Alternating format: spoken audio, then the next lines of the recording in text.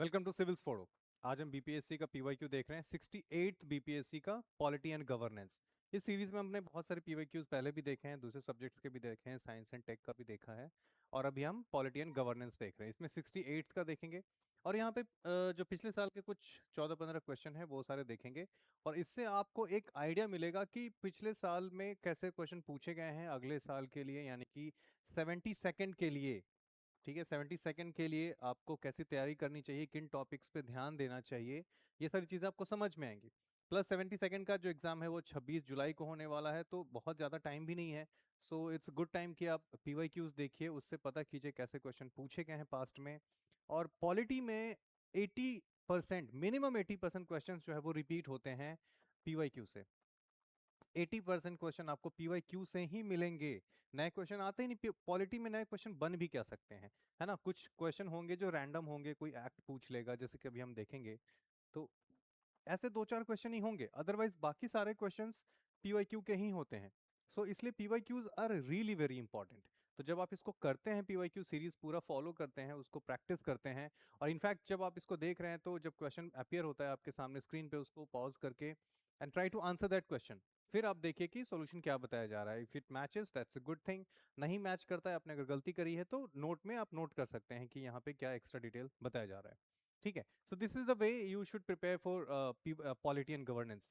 ठीक है, इसका क्वेश्चन यूपीएससी जैसा नहीं होता tough, it's very straight forward. Articles पूछे जाते हैं, बहुत सिंपल सिंपल क्वेश्चंस पूछे जाते हैं, बहुत मुश्किल क्वेश्चन पूछे ही नहीं जाते। ठीक है, सो इसलिए बीपीएससी का PYQ polity and governance is really easy. बाकी सारे चैप्टर्स भी हैं, बट पॉलिटी तो एटलीस्ट काफी इजी है। ठीक है, सो लेट्स स्टार्ट। अभी हम इसको स्टार्ट करते हैं और देखते हैं पहला क्वेश्चन। बिफोर दैट, ये 68 का है। ठीक है, मैंने यहाँ पे डेटा ले लिया है। ये सीरीज ए है, पेन कलर चेंज करना पड़ेगा।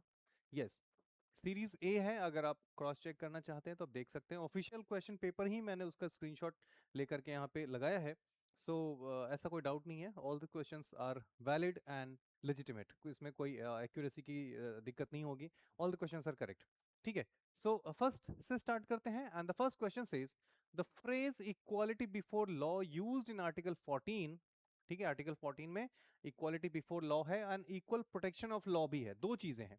ठीक है, एक तो है इक्वालिटी बिफोर लॉ एंड एक है इक्वल प्रोटेक्शन ऑफ लॉ। ठीक है, और ये दोनों चीजें ऐसी हैं कि एक बहुत डिफरेंट कॉन्सेप्ट को एक साथ रखा गया है। ठीक है, आर्टिकल 14 के अंदर। So equal protection of law, इसको थोड़ा ध्यान से समझने की जरूरत है। ठीक है, इक्वालिटी बिफोर लॉ जो है वो ये कहता है कि no one is above law. ठीक है, कानून के सामने हर कोई बराबर है, that is equality before law. यानी कि लॉ के सामने सब कोई बराबर है, वो राजा हो या रंक हो, हर कोई इक्वल है लॉ के सामने, कानून के सामने। ठीक है, कानून की आंखों में everyone is equal, this is equality before law. पर इससे दिक्कत ये आती है कि सबको अगर बराबर कर दिया तो जो लोग पहले से ही बराबर नहीं है उनको अगर बराबर ट्रीट किया जाएगा तो it will B injustice kind of thing. ठीक है, जैसे कि मान लीजिए कि किसी ने, जैसे यहां से मान लीजिए एक रेस है, इसका एग्जांपल बहुत ही इजीली दिया जा सकता है। मान लीजिए एक रेस है। ठीक है, रेस में एक बंदा जो है बहुत ही हट्टा कट्टा है, खूब अच्छा उसने खाना पीना खाया है, बॉडी अच्छी बनाई है, और रेस में दौड़ रहा है। अच्छी बात है, काफी प्रैक्टिस भी करिए, 1 साल की करीब प्रैक्टिस करिए, वो रेस में दौड़ रहा है। ये इंसान ए है, और एक दूसरा इंसान बी है जिसने कोई प्रैक्टिस नहीं करी है, उसको डाइट अच्छा नहीं मिला है, लेकिन वो भी इसी रेस में दौड़ रहा है। तो जाहिर सी बात है कि ए विल ऑलवेज विन। लेकिन कानून के सामने दोनों ही इक्वल है, दोनों ही बराबर है। तो इस केस में आर्टिकल 14 का ये वाला क्लॉज तो काम करता है। पर क्या ये दोनों के लिए इक्वल रेस हुआ? नहीं हुआ, क्योंकि इसके पास तो सारी फैसिलिटीज है, इसके पास नहीं है। तो बी जो है वो हर केस में ही पीछे छूट जाएगा। सो बी को जस्टिस दिलाने के लिए जो नेक्स्ट चीज आती है that is called equal protection of law. यानी कि लॉ दोनों के लिए इक्वली काम भी करना चाहिए, एंड इन दैट केस यहाँ पे अफर्मेटिव एक्शन जैसी चीज आएगी। ठीक है, अफर्मेटिव एक्शन जिसको रिजर्वेशन भी कह सकते हैं। ठीक है, रिजर्वेशन का मतलब यही होता है। सो इक्वालिटी बिफोर लॉ जो है वो हमने ब्रिटेन से लिया है। ठीक है, और इक्वल प्रोटेक्शन ऑफ लॉ जो है वो हमने अमेरिका से लिया है। ठीक है, वहां से हमने कॉपी किया है। सो ये चीजें आपको समझनी पड़ेंगी। तो अब क्या पूछ रहा है, अब आप आसानी से देख सकते हैं, ठीक है। The phrase equality before law used in article 14 of the Indian constitution has been borrowed from the constitution. Equality before law, so obviously Britain की बात हो रही है। अगर इक्वल प्रोटेक्शन की बात होती तो वो यूएसए हो जाता, ठीक है। So right answer is Britain, Britain से लिया गया है। अगर इक्वल प्रोटेक्शन की बात होती तब वो यूएसए होता। आई होप कि ये क्लियर है, ठीक है। पेन का कलर ग्रीन करना चाहिए, इट लुक्स ब्लैक के ऊपर ग्रीन काफी सुंदर लगता है, यस, ठीक है। So we can move ahead. ये पहला क्वेश्चन था। दूसरा देखिए, what was the duration in the making of the Indian constitution. अब अगेन ये फैक्ट है, जैसे पिछला क्वेश्चन भी हमने देखा, it was a very straightforward question. जिसने भी पढ़ाई की है ठीक से, लक्ष्मीकांत भी पढ़ाया, अगर एक बार सिर्फ बुक भी पढ़ा है लक्ष्मीकांत, उसने कोई क्लासेस नहीं किए हैं, स्टिल ही कैन और she can do the that question, ठीक है। यहाँ पे भी जो क्वेश्चन है, अगेन ये सारे फैक्चुअल क्वेश्चन ही पूछे जा रहे हैं।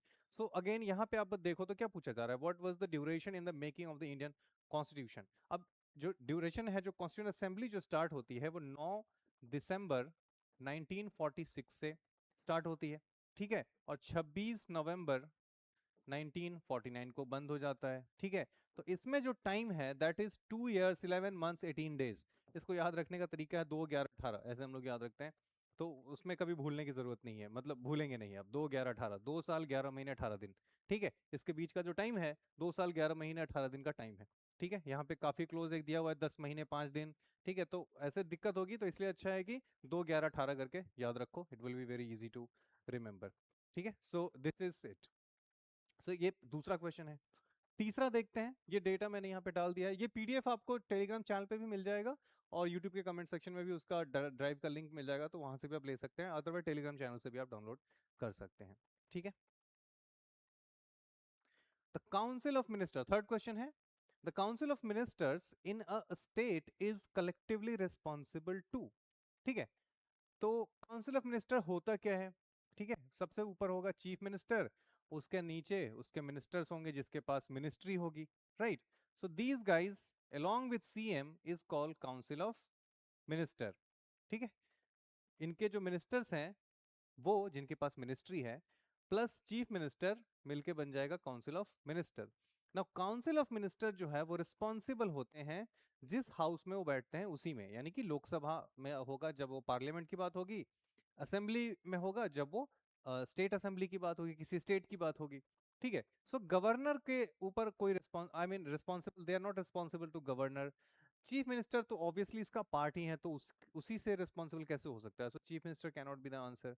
सो दिस इज लेजिस्लेटिव असेंबली। इस रिस्पॉन्सिबल का मतलब क्या है कि legislative assembly council of minister से सवाल करेगी, क्योंकि इनके पास मिनिस्ट्री है। तो जो क्वेश्चन होगा ऑब्वियसली मिनिस्ट्री से पूछा जाएगा कि इस मिनिस्ट्री में बताइए क्या है, फाइनेंस मिनिस्ट्री में क्या चल रहा है, होम मिनिस्ट्री में क्या चल रहा है, कोई क्वेश्चन अगर किसी को पूछना होगा असेंबली में तो इन्हीं से पूछेंगे। So that is the reason it is said that collectively responsible to the assembly. Assembly के लोग इनसे क्वेश्चन कर सकते हैं, असेंबली के members, that is why it is being said like this, ठीक है। So legislative assembly is the right answer, ठीक है।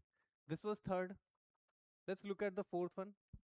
Consider the following statements in the post 73rd amendment era, ठीक है। क्वेश्चन इजी है पर इसको लिखने का तरीका थोड़ा सा इन्होंने चेंज कर दिया है। There has been decentralization of, ठीक है। Now this question is little bit tricky, not बहुत ज्यादा मुश्किल नहीं, not a big very difficult, little bit tricky. देखते हैं कैसे। बोलता है डिसेंट्रलाइजेशन हुआ है, आपको पता है कि 73rd अमेंडमेंट एक्ट जो है, जो पंचायती राज है, वो किस बारे में है, decentralisation, decentralisation of democracy.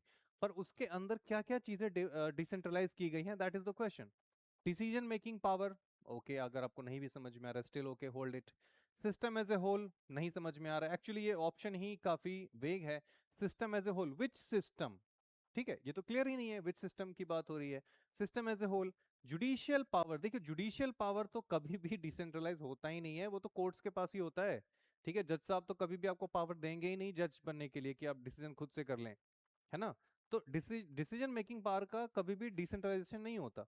So that is the reason why three option third is wrong, और जैसे ऑप्शन थर्ड रॉन्ग हो जाएगा तो ये दोनों तो खत्म हो गए, ठीक है। Now none of the above भी नहीं हो सकता क्योंकि इनमें से तो कोई होना ही है। अब नाउ यू सी कि 73rd अमेंडमेंट एरा जो है उसमें डिसीजन मेकिंग पावर तो ऑब्वियसली डिसेंट्रलाइज किया गया है, क्योंकि ग्रामीण लेवल पे अब डिसीजन मेकिंग होगी, ठीक है, उनको कैसे रूल करना है खुद को, उनको कैसे एडमिनिस्टर करना है खुद को, ठीक है, टैक्सेशन वगैरह के भी राइट्स उनको दिए जाते हैं। So decision making power obviously यहाँ से डिसेंट्रलाइज किया जाएगा। जुडिशियल पावर नहीं होगा, सिस्टम एज ए होल को अभी होल्ड पे रखते हैं। एडमिनिस्ट्रेटिव पावर, यस, अगर डिसीजन मेकिंग पावर है तो एडमिनिस्ट्रेटिव पावर तो होगा ही, बिकॉज एडमिनिस्ट्रेटिव पावर से ही डिसीजन मेकिंग पावर आएगा। सो 1 and 4 इज देयर, ठीक है, सो 1 and 4 तो ऑलरेडी हो गया, 2 BC के साथ है, पर इस सेकंड ऑप्शन को थोड़ा और क्लियर रखना चाहिए था, विच सिस्टम, ठीक है, सिस्टम एज ए होल, ठीक है। सो थोड़ा सा उसमें समझना पड़ेगा खुद से, अदरवाइज इसको और क्लियर किया जा सकता था, बट यस, आंसर इज 1 2 4, ठीक है। I hope this is clear, इसमें कोई ज्यादा दिक्कत है नहीं। This was the fourth question, let's go to the fifth one. पांचवा कहता है the representation in the Rajya Sabha includes, ठीक है, रिप्रेजेंटेशन इन राज्यसभा, राज्यसभा में रिप्रेजेंटेशन के लिए क्या क्या होता है। Members directly elected by citizen, देखो राज्यसभा में कभी भी डायरेक्ट इलेक्शन नहीं होते हैं, ठीक है। सो मेंबर्स डायरेक्टली इलेक्टेड तो नहीं होगा, ठीक है। Members indirectly elected bye citizens through there representatives, अब देखो राज्यसभा में अभी नीतीश कुमार राज्यसभा में जाने वाले हैं, ठीक है, बिहार का चीफ मिनिस्टर भी बदलने वाले हैं, नीतीश कुमार राज्यसभा में जाएंगे, तो इनके जब ये चुने जाएंगे, इनके लिए जो वोटिंग होगी वो लेजिस्लेटिव असेंबली में होगी, ठीक है, और वहां पे वोटिंग होगी प्रोपोर्शनल रिप्रेजेंटेशन की, ठीक है, सिंगल ट्रांसफरेबल वोट, जो वोट्स जो है वो ट्रांसफर किए जाएंगे, तो उस पे वोट कौन करेंगे, लेजिस्लेटिव असेंबली के मेंबर्स ही तो वोट करेंगे, राइट। सो लेजिस्लेटिव असेंबली के मेंबर जो है उनको हमने भेजा है चुन के, right. So members indirectly elected by the citizens, oh नहीं, इनडायरेक्टली इलेक्टेड नहीं, मेंबर्स जो है उनको हम लोग डायरेक्टली इलेक्ट करते हैं, तो members indirectly elected bye citizens through their representative members nominated by the president of India. The representation in the Rajya Sabha includes, okay okay, हाँ, तो रिप्रेजेंटेशन राज्यसभा में कौन कौन से लोग हैं, देखिए, members nominated by president of India, yes this is true, 12 लोग होते हैं राज्यसभा में nominated by the president, so C is correct. Members indirectly elected by the citizens through their representative, yes ये भी सही है, क्योंकि सिटीजंस इनडायरेक्टली इलेक्ट करते हैं थ्रू देयर रिप्रेजेंटेटिव, तो बी भी सही है, तो इसका आंसर हो जाएगा मोर than one, D, D is the right answer हो जाएगा। फर्स्ट ऑप्शन वैसे गलत है, ठीक है, फर्स्ट ऑप्शन सही नहीं है, बी एंड सी सही है, तो डी इसका राइट आंसर हो जाएगा। आई hope this is clear, this was fifth. छठे पे आते हैं, विच of the following is concerned with the supreme court of India, supreme court of India से पूछ रहा है, क्या कंसर्न है, appellate jurisdiction, yes it is, supreme court में आप हाई कोर्ट में अगर आपका कोई मैटर सॉल्व नहीं होता, if you are not satisfied with the judgement of the high court, you can go to the supreme court, so this is appeal, through appeal, so this is appellate jurisdiction, so ये है supreme court से related. Original jurisdiction, original jurisdiction का मतलब क्या होता है कि सिर्फ ऐसे मैटर्स जिसमें सिर्फ सुप्रीम कोर्ट ही डील कर सकती है उन मैटर्स के ऊपर, सो this is state versus centre, state versus centre, ठीक है, स्टेट वर्सेस स्टेट, ठीक है, ये सारा, तो इन सारे मैटर्स पे सिर्फ सुप्रीम कोर्ट ही डील कर सकती है, सुप्रीम कोर्ट ही जजमेंट देगी ऐसे मैटर्स पे। स्टेट वर्सेस सेंटर मतलब कि स्टेट और सेंटर के बीच में कोई बात हो गई है किसी बात पे, ठीक है, तो उसमें सुप्रीम कोर्ट के पास ओरिजिनल जुरिस्डिक्शन है, मतलब कि ये मैटर हाई कोर्ट में नहीं जाएगा, सिर्फ सुप्रीम कोर्ट में जाएगा। प्लस स्टेट वर्सेस स्टेट मतलब कि किसी स्टेट के बीच से उनके बीच से कोई नदी जा रही है, उसका पानी कितना बटेगा, ठीक है, उस केस में भी मैटर सुप्रीम कोर्ट में जाएगा। सो ये भी है। कॉलेजियम सिस्टम, ऑब्वियसली जो जजों का जो की जो नियुक्ति है, जजों का जो अपॉइंटमेंट है, that happens through the collegium system, ठीक है, कॉलेजियम सिस्टम में 5 लोग होते हैं, सीजीआई एट द टॉप, उसके बाद 4 सीनियर मोस्ट जजेस, ठीक है, 4 सीनियर मोस्ट जजेस of the supreme court, and they decide, they actually make a list of जजेस जो भी अपॉइंट किए जाएंगे, ठीक है। सो दिस इज हाउ जजेस are being appointed in supreme court and high court, ठीक है, more than one of the above, so obviously more than one of the above is the right answer, ठीक है। so I hope this is clear, ये six था। अगला देखते हैं seventh, minimum, the minimum age for contesting election, ये तो सवाल देखो, ये सवाल जो है ये कई बार पूछा गया होगा पहले, ठीक है। ये क्वेश्चन आई थिंक थोड़ा सा नया टाइप बनाया गया है, पर the concept has been asked many many times, ठीक है, ये सवाल भी थोड़ा नया बनाया गया है, but the concept is being asked every single year, ठीक है। So these are the questions you see every year in the question paper, ठीक है। और ये तो लिटरली कई बार पूछा गया है, एग्जैक्ट क्वेश्चन पूछा गया है। So the minimum age for contesting elections to the Panchayati Raj institution should be how many years according to the 73rd constitutional amendment act. यानी कि पंचायती राज इंस्टीट्यूशन में जाने के लिए, यानी कि सरपंच बनने के लिए, मुखिया बनने के लिए मिनिमम एज कितनी होनी चाहिए, ठीक है। This is the question. अब यहाँ पे क्या है, 21, 18, 25, मोर than one of the above. अब देखो, पंचायत में इलेक्शन के लिए मिनिमम एज है 21, इससे कम आपकी एज नहीं होनी चाहिए। लोकसभा में, ठीक है, इट इज 25। राज्यसभा के लिए इट इज 30, ठीक है। लोकसभा या फिर स्टेट लेजिस्लेटिव असेंबली के लिए भी 25 है। राज्यसभा के लिए या फिर स्टेट के अपर हाउस के लिए भी अगेन 30 ईयर्स है, ठीक है। अब उस एक 18 है, तो पहले जो वोटिंग की जो एज थी वो भी 21 ही थी, यानी कि 21 से कम के लोग, 21 साल से कम के लोग वोट नहीं करेंगे। पर क्योंकि इंडिया इज ऐसा कह सकते हैं वेरी यंग कंट्री, और उसमें अगर 21 से नीचे वाले लोगों को छोड़ देंगे तो बहुत सारे ऐसे लोग हैं जो छूट जाएंगे, वोट नहीं कर पाएंगे। और पॉलिटिशियंस को ऑब्वियसली वोट चाहिए, तो ज्यादा वोट चाहिए, इसका मतलब है कि इसके एज को कम किया जाएगा। सो ऑब्वियसली 21 से 18 किया गया है 61st अमेंडमेंट एक्ट से, ठीक है। 61st कॉन्स्टिट्यूशनल अमेंडमेंट एक्ट से किया गया है, and this is very important क्योंकि ये भी पूछा जाता है। सो ये भी एक इंपॉर्टेंट डेटा है जो आपको ध्यान रखना है। पंचायत के लिए 21 ईयर्स, लोकसभा 25, राज्यसभा 30, ठीक है। 243 एफ में ये लिखा गया है 73rd कॉन्स्टिट्यूशनल अमेंडमेंट एक्ट 1992 में, ठीक है। ये आर्टिकल भी आप ध्यान रखिए, क्योंकि बीपीएससी में क्या है कि पंचायती राज से रिलेटेड पर्टिकुलर आर्टिकल्स पूछते हैं कि ये वाले आर्टिकल बताइए, इसमें क्या लिखा है, या फिर ये वाली बात किस आर्टिकल में लिखी हुई है, ठीक है। सो दैट इज वेरी इंपॉर्टेंट। अगर अभी नहीं ध्यान आता है तो स्टिल जब एग्जाम हो तो उसके पहले तो पंचायती राज वाले को तो याद करना इज वेरी वेरी इंपॉर्टेंट, ठीक है। अब ये क्वेश्चन देखो, ये क्वेश्चन ऐसा है जो यूजुअली नहीं पूछा जाता है, इस तरीके के क्वेश्चन, नए क्वेश्चन है ये, ऐसा कह सकते हैं, या फिर बहुत ही रैंडम टाइप कह सकते हैं। With reference to the consumer disputes redressal at the district level in India, which one of the following statements is not correct, ठीक है। और ये क्वेश्चन बहुत ही इंटरेस्टिंग भी है, क्योंकि कंज्यूमर प्रोटेक्शन एक्ट 1986 के अकॉर्डिंग इसमें एक जो डिस्ट्रिक्ट लेवल पे जो मिनिमम मैक्सिमम लिमिट है जिसके ऊपर केसेस लिए जाएंगे वो है 20 लाख, ठीक है, सॉरी, एच 20 लाख। और जो इसमें अमेंडमेंट हो गया है कंज्यूमर प्रोटेक्शन एक्ट 2019, इसके अकॉर्डिंग जो डिस्ट्रिक्ट लेवल पे जो मिनिमम लिमिट है, सॉरी मैक्सिमम लिमिट है, वो हो गया है 50 लाख, ठीक है। सो अगर आप देखो इसको तो ऑब्वियसली जब अब क्योंकि 68 का है, 2023 में ये पेपर हुआ है, तो हम ऑब्वियसली 2019 वाला देखेंगे। अगर 2019 के पहले पेपर होता तो हम इसको देखते हैं, क्योंकि यहाँ पे लिखा नहीं है कि कौन सा ईयर की बात हो, या अमेंडमेंट वाला या original act.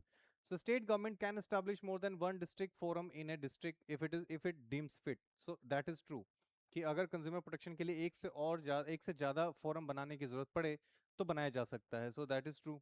One of the members of the district forum shall be A women, that is also true. Women का होना तो ऑब्वियसली जरूरी है, ऐसे स्टेटमेंट्स आप गलत नहीं कर सकते। This district forum entertains complaint where the value of goods or services does not exceed rupees 50 lakh। ये बोल रहा है कि नहीं, does not exceed 50 lakhs, that is also true। Maximum weightage, maximum मैंने कितना बताया, लिमिट 50 लाख का है।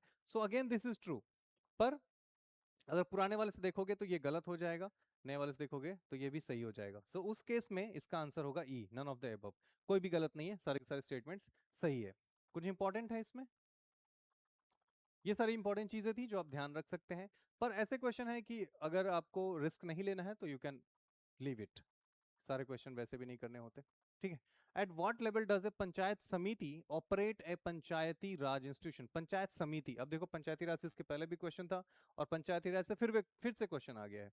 So what is the question, what at what level does a panchayat समिति ऑपरेट ए पंचायती राज स्ट्रक्चर। पंचायत समिति किस लेवल पे काम करता है, ग्राम सभा ग्राम के लेवल, विलेज लेवल पे, पंचायत विलेज लेवल पे, पंचायत समिति ब्लॉक के लेवल पे, और जिला परिषद डिस्ट्रिक्ट के लेवल पे, उसके नाम में ही जिला लगा हुआ है, ठीक है। सो डिस्ट्रिक्ट लेवल तो नहीं होगा क्योंकि पंचायत समिति, ब्लॉक ग्राम पंचायत लेवल भी नहीं होगा क्योंकि वहां तो पंचायत ही है। ब्लॉक लेवल बॉडी होगा पंचायती, सॉरी, पंचायत समिति, ठीक है, पंचायत समिति से block level body. So again 9 का सी हो गया, and this is also not very tough, easy. अगला है, which one of the following was established as the first program of community development? या कम्युनिटी डेवलपमेंट प्रोग्राम जो है वो 1952 में आता है, ठीक है। नेक्स्ट नेशनल एक्सटेंशन सर्विस जो है वो 1953 में आता है। इंटीग्रेटेड रूरल डेवलपमेंट ये 1978 में आता है। कोऑपरेशन मूवमेंट ये आपको कंफ्यूज करने के लिए है। सो अर्लीस्ट पूछा है तो ऑब्वियसली 1953 हो जाएगा, अर्लीस्ट ही तो पूछा ना, फर्स्ट, ठीक है। सो ए इसका राइट आंसर हो जाएगा। अगेन ये थोड़ा सा मुश्किल था क्योंकि हर किसी को इतना डेटा याद नहीं रहता और ऐसे क्वेश्चंस रेगुलरली नहीं मिलते, तो हम इस ऐसे क्वेश्चंस की तैयारी भी नहीं करते। सो दो क्वेश्चन अभी ऐसे मिले हैं जिनको करने में थोड़ी डिफिकल्टी हो सकती थी शायद, ठीक है। अब देखो ये क्वेश्चन ऐसा है जिसको आप कॉमन सेंस से भी कर सकते हैं। Let's see, which of the following are the objectives of the SEZ यानी कि special economic zone act 2005। Special economic zone का मतलब क्या है कि इस इकोनॉमिक पर्पस के लिए एक स्पेशल जोन बनाया गया है। Generation of additional economic activity, obviously economic special economic purpose के लिए बनाया गया है, तो स्पेशल यानी कि एडिशनल इकोनॉमिक एक्टिविटी होनी चाहिए, सो that is true. Promotion of exports of goods and services, that is again true. Creation of employment, अगर ये दोनों होगा तो ये तो ऑब्वियसली सही हो जाएगा, इन दैट केस ए। तीनों सही है क्योंकि सही तो पूछा है, सो ए इसका राइट आंसर हो जाएगा। तो इस क्वेश्चन को करने के लिए बहुत ज्यादा नॉलेज की जरूरत भी नहीं थी और आप आसानी से अपने कॉमन सेंस से भी कर सकते थे। अगला 12th, what is the policy measure adopted by the government of India to improve the system of agricultural market? Agricultural market का मतलब क्या है? जो चीजों की प्राइस है, जैसे आप किसान हैं, आपने कुछ खेती की और आपकी जो चीजें हैं वो मार्केट में जाए, उसको सही प्राइस मिले, तो सबसे पहले तो एमएसपी है, क्योंकि सरकार उसको खरीदेगी एमएसपी पे, तो एमएसपी है। मैंने मेंटेनेंस ऑफ बफर स्टॉक। अब देखो एग्रीकल्चर मार्केट को इंप्रूव करने के लिए, क्योंकि उसमें कभी प्राइस बहुत ज्यादा हो जाता है, कभी प्राइस बहुत कम हो जाता है, तो अगर स्टॉक मेंटेन रहेगा तो प्राइस में फ्लक्चुएशन नहीं होगा, ठीक है। तो बफर स्टॉक का मतलब क्या होता है? बफर का मतलब ही होता है कि एक ऐसी चीज जिससे शॉक एब्जॉर्बर की तरह काम करे, उसमें चेंजेस आने से, मतलब बाहर से चेंजेस आने से उसमें कोई फर्क ना पड़े।